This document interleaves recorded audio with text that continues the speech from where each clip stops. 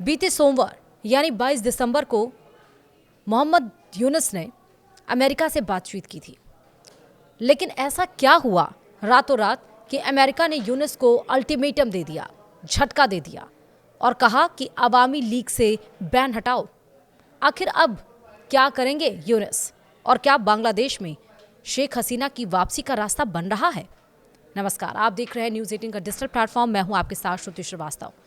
बांग्लादेश में फरवरी में होने वाले आम चुनाव से पहले शेख हसीना की वापसी का रास्ता बनता दिख रहा है। मोहम्मद यूनुस की तानाशाही के खिलाफ अंतरिम सरकार पर अंतर्राष्ट्रीय दबाव तेज हो गया है। अमेरिका के प्रभावशाली सांसदों के एक समूह ने साफ शब्दों में चेतावनी दी है कि यूनुस को शेख हसीना की पार्टी अवामी लीग से बैन हटाना चाहिए। उन्होंने कहा कि अगर किसी बड़ी राजनीतिक पार्टी को चुनाव प्रक्रिया से बाहर रखा गया तो यह चुनाव ना तो स्वतंत्र होगा और ना ही निष्पक्ष। अमेरिकी प्रतिनिधि सभा की विदेश मामलों की समिति के वरिष्ठ सदस्य ग्रेरी डब्ल्यू मिक्स और बिल हुईजेंगा और सिडनी कैमलागर डोव ने मंगलवार को यानी कि 23 दिसंबर को बांग्लादेश के मुख्य सलाहकार मोहम्मद यूनुस को एक औपचारिक पत्र भेजा। इस पत्र में उन्होंने कहा कि किसी पूरे राजनीतिक संगठन पर प्रतिबंध लगाना लाखों मतदाताओं को उनके वोट के अधिकार से वंचित कर सकता है।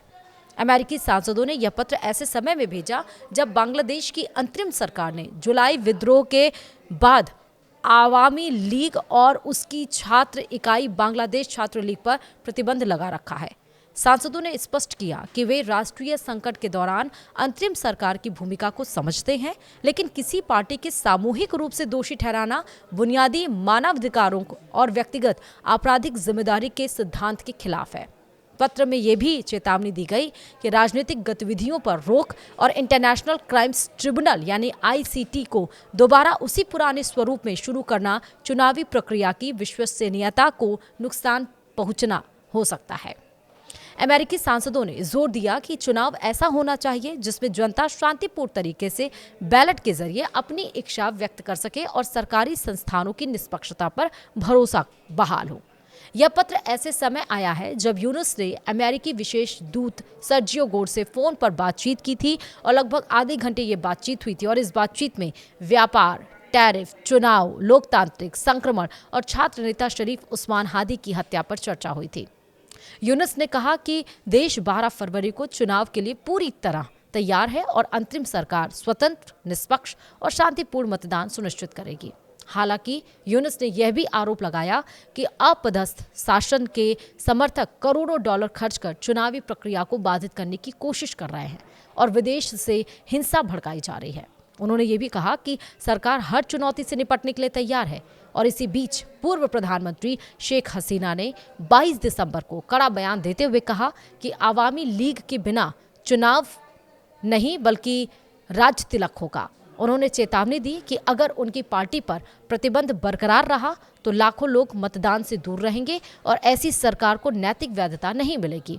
हसीना ने मौजूदा हिंसा, अल्पसंख्यकों पर हमला और उस्मान हादी की हत्या के लिए यूनुस सरकार को जिम्मेदार ठहराया और कहा कि भारत समेत पड़ोसी देश बांग्लादेश की अराजकता को चिंता के साथ देख रहे हैं, क्योंकि इसके साथ साथ रशिया ने भी चेतावनी दी कि उसको स्थिति सामान्य करना चाहिए और हिंदुओं के खिलाफ जिस तरह से हिंसा भड़क रही है वो नहीं होनी चाहिए। और फिर नेपाल के पूर्व प्रधानमंत्री ने भी बांग्लादेश को ये कहा कि अगर माइनॉरिटियों की रक्षा करनी चाहिए और साथ ही साथ न सिर्फ इंटरनेशनल लेवल पर बांग्लादेश की थू-थू हो रही है बल्कि अमेरिका ने भी झटका दिया है। और इसके साथ ही हमने जैसा आपको बताया कि वीडियो में कि सोमवार को मोहम्मद यूनुस ने भारत में अमेरिकी राजदूत सर्जियो गोर से फ़ोन पर बातचीत कही थी और कहा था कि बांग्लादेश में समय चुनाव पर ही होंगे या ना 12 फरवरी को ही होंगे। और इसके साथ साथ ये भी है कि एक तरफ यूनुस सरकार को अल्टीमेटम भी दिया गया है इंकलाब मंच से कि अगर हादी के दोषियों को, आरोपियों को पकड़ा नहीं गया, सजा नहीं दी जाएगी तो उनको भी सत्ता पे जिस तरह से बैठाया गया था उसी तरह हिंसात्मक विरोध सड़कों पर देखने को मिलेगा और यूनुस को सत्ता से बेदखल किया जाएगा। लेकिन अब अमेरिका की अल्टीमेटम के बाद देखना होगा कि क्या अब यूनुस सरकार शेख हसीना की पार्टी से बैन हटाती है या नहीं। वीडियो में इतना ही। नमस्कार।